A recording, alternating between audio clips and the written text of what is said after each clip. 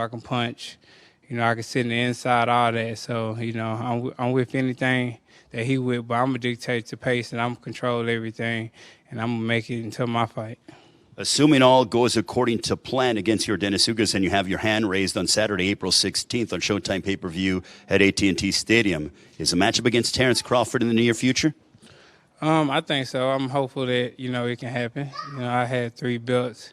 He had his belt. So, that'll be the ultimate goal. And I feel like that'll be the biggest fight in sports, for the undisputed crown and us 2 top 5, best pound for pound fighters in the world. So, I think that's a huge fight, especially us in our prime. I think, it's going to be a great fight. And so, I'm hoping that can happen. But like I said, not looking past Ugas at all. That's my main priority. That's the guy that, I got to look at, because if I got to beat him to get Terrence Crawford or anybody else, So I want to get the 3rd belt and, become undisputed. So that's my ultimate goal. So I got to get past this test. So I'm not looking past Ugas at all. If Yordenis Ugas is watching this right now, what message do you want to tell him, as we are just over 2 weeks away until you both step inside the ring at AT&T Stadium? I ain't got nothing to say to him. It's 2.5 weeks left. He signed a contract. So it's fight time, man. I ain't got nothing to say to him. It's 2.5. He already know it's time to rumble. Everybody know how I fight. Everybody know what I do. I'm looking for an excellent, one-sided, great fight, and I'm going to put on a great show and a great performance in front of my fans and family, and put on a great show like I always do. Errol, thanks so much for the time. We look forward to seeing you during fight week in a few weeks. Thank you. The WBC and IBF welterweight champion of the world, Errol Spence Jr. We appreciate you joining us here on the Showtime Sports YouTube page.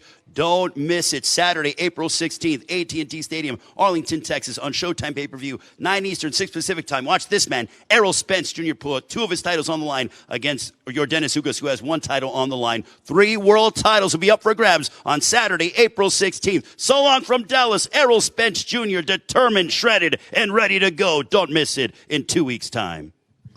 They have each battled almost unimaginable adversity. They have proven beyond any... Did y'all see the Brian Custer interview that he had, Errol Spence? A lot of good topics. Let me get my show notes here. We're going to play Yes, There's VADA Testing. I don't even know what, to be honest, I stopped caring about drug testing and all of it a long time ago. If motherfuckers want the juice, they want the juice. Also, where did the rumors of Errol Spence being dirty start? It was that nipple shit, right? Like, no, people were like his nipples were too big and some old freak shit like that. But he comes across as a clean fighter to me. I can understand how, fans would be like, how he come back from an accident and shit. When you're doing something great, people always want to come up with an excuse on why, oh, he can't do it, But that's not really me. Anyway, listen, momentarily, you're going to have a virtual press conference between Errol Spence and Zab Judah. It's some build-up content that Showtime is doing. They're going to be talking the fight and, taking questions from the media and talking other things. Thanks, Mario Figueroa, for the super chat. Loving all the content. Keep it up, homie. Yeah, as I said in my previous video, I am lawyered up to the core. Let me tell you something. I never been this legally lawyered up in my life. So in the meantime, even though my lawyer fees are expensive and shit, upwards to about $2,500 on average, $3,000 a month, I get to just sit back and just finally relax. Like, bro, I've had a whirlwind of the last 2 years, but more so last 8. So in the meantime, I just want to cover my box and do my videos, and people leave me the fuck alone. Talk to my lawyer.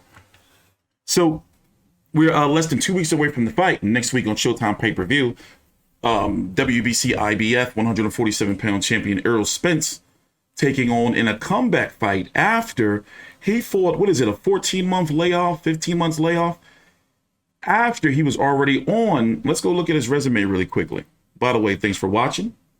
We're waiting for this Zoom call to start with Zab Judah and Errol Spence. Is going to be starting momentarily.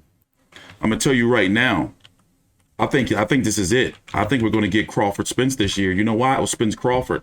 You know why? Is because when have you seen questions on the Showtime side or on Spence's side, them bringing it up constantly. Have you noticed something's going on there? Even Errol Spence walking back his talk of the 80-20, 70-30 split. Now, since we're here live, we can get into more details because a lot of people took my video yesterday a little bit out of context, but you have to understand, sometimes I may misspeak or stumble over my words because I normally do all my videos live and uncut without any editing. But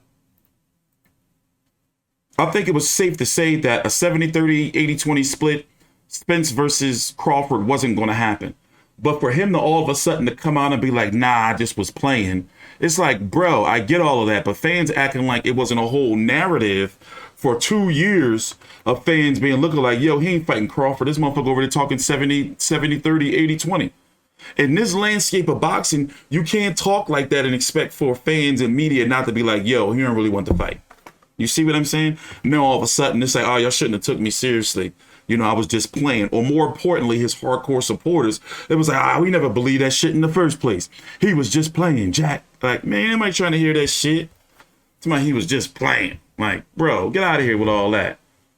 So, in fact, let's go back down memory lane. We're waiting for this. You know how these Zoom calls can be. They don't normally start on time. It's supposed to start at 4 p.m., but it's 4:05.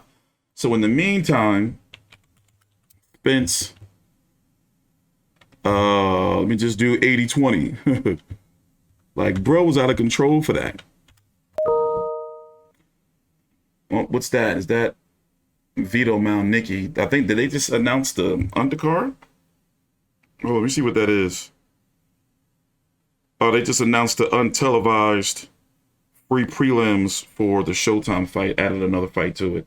Hold on, what was I doing? But yeah, man, Ugas is a very dangerous fighter. Like, really dangerous. Especially for Spence coming off the layoff that he's been on. Hold on, let me see if I can find this video. And I can understand he was with his wife, you know, joking around on social media. You know, I think he said he was on her her Instagram, you know, and people were bringing up Crawford in the comments. I just had the clip too. I should have saved it. I just had the clip. It was on his girl's Instagram.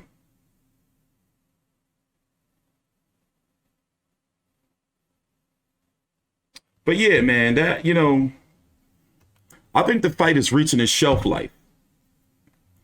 Because to me personally, Spence, you know, he's been through a lot of trauma in his career. With, you know, the car accident and the eye injury, that shit takes its toll on you. And then, you know, he has the post-traumatic stress disorder he has to deal with and the weight issues. Not saying he has issues making weight, but he's been talking openly about moving to 154. I can't find this clip to save my life, and I just used it yesterday in my video. Let me see, Spence Crawford split. Well, in the meantime, I can pull up this clip for you if you didn't see the Brian Custer podcast. I can't find this clip to save my life, guys. Where'd it go? It's this one right here. But I'm trying to find the actual, what is going on with my chat? Is this one right here. But I'm trying to find the video, you know, of him verbally saying it. But the fact that he's walked back that talk and, you know, he's not negotiating out in public, that goes to show you, or at least tell me, like, you know, something's going on. And, you know, it's about time, like, fans tired of hearing all this, you know, other side of the street and all that old bullshit. Because at the end of the day, it was really looking like Errol Spence didn't want to fight him. And I can understand how he was taking care of business on his side of the street. For example, he's about to collect another belt, a third belt. So you couldn't be mad at that, you know? Couldn't be really mad at that. But the undercard, I'm not too interested in. I mean, yeah, I'm not interested in Cruz versus Yuriorkis Gamboa. Cody Crowley versus Josesito Lopez, that has my attention. Who else? I forgot who's on the doggone card.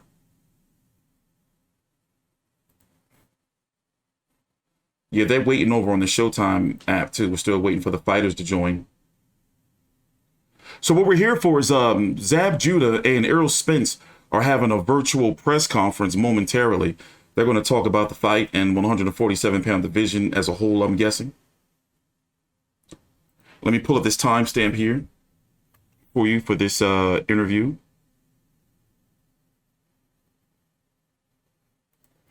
Let me see here. Where's that timestamp? Spence Crawford, 30:45.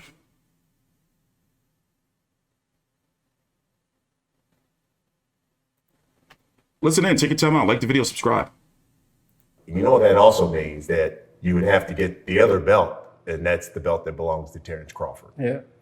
Now that he's broken away with Top Rank, do you think that's an easier fight to be made in that it's a fight that we'll see probably at the end of the year? It should be. I mean, it's something that, that I'm definitely looking forward to, and it's something that, I'm willing to work towards too. And, after I get past Ugas, it could be an easy fight to make. It just depends on, stipulations between me and him. I'll bend, but I'm not gonna break. I'll take off my coat, but I'm not gonna give it to you. So, I mean, I think, it could happen, and I'm looking forward for that fight. I think it's a legacy fight for him and myself. And it's a great fight. I think, it's really what the people want. The people want that fight. That's a fight that they really want. And I think, it can happen.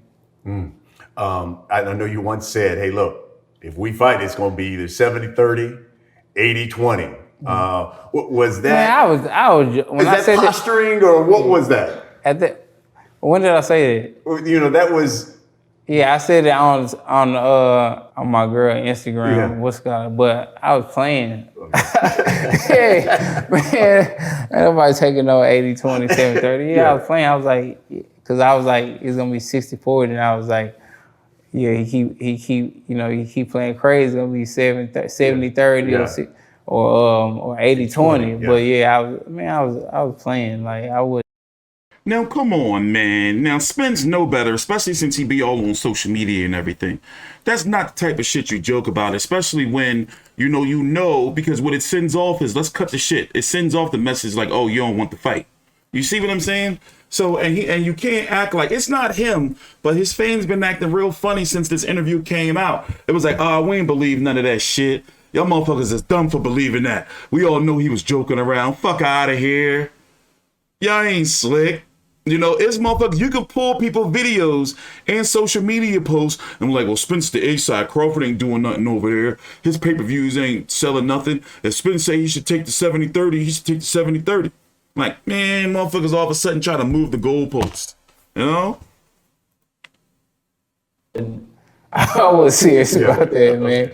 Like, people can't take jokes, man. Like, it wasn't nothing towards that. But despite you having most of the belts in the division, does it bother you at all in your core that you hear people say, and even some boxing experts say, yeah, but pound for pound, Terrence Crawford's probably the best welterweight and the most talented welterweight in the division. Does that bother you at all? Nah, it really don't bother me. I mean, it all depends on, like I said, who says it and stuff like that. But nah, it don't bother me.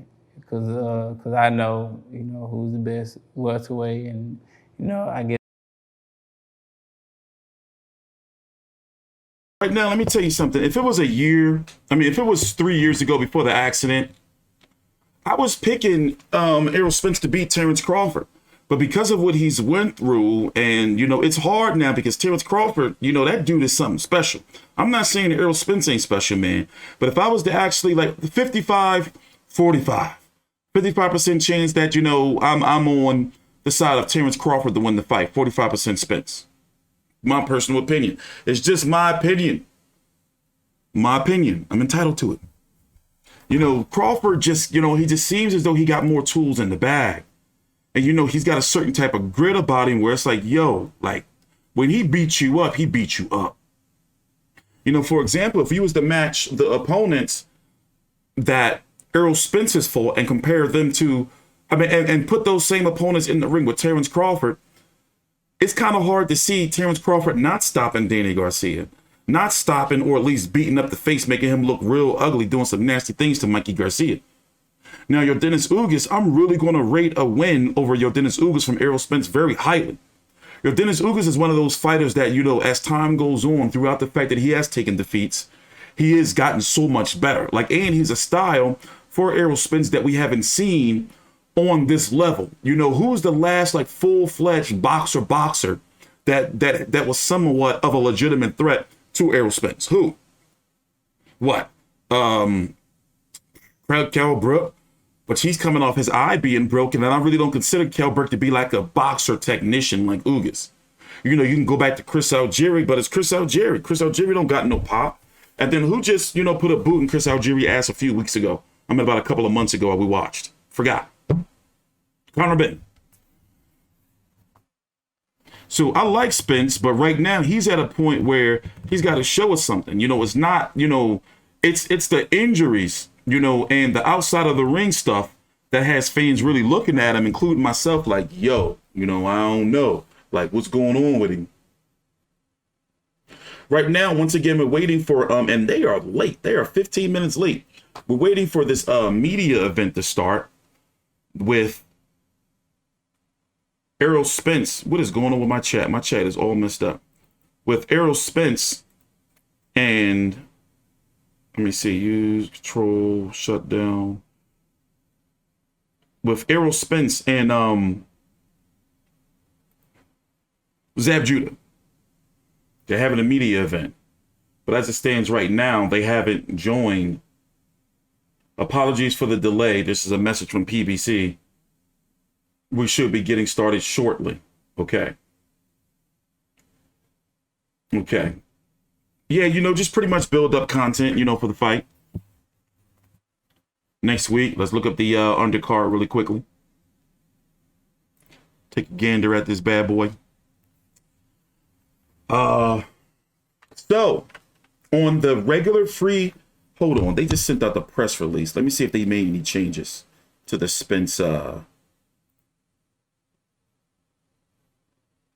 on, I'm checking. Okay, so it says, preceding the pay-per-view will be a special edition of Showtime Championship Boxing. Headlined, I'm reading from the press release, headlined by Radzhab Butaev versus Eimantis Stanionis. That's for the WBA mandatory. And it's going to open up at 7 p.m. Eastern with Brandun Lee versus Zachary Ochoa. Then the pay-per-view is going to open up with Cody Crowley and Josesito Lopez, John Valenzuela versus Francisco Vargas, Cruz versus Yuriorkis Gamboa, and then Errol Spence versus Yordenis Ugas. If I was to rate this pay-per-view, I'm going to give it an A. I'm going to give this pay-per-view an A. Let me tell you what fights I'm really interested in.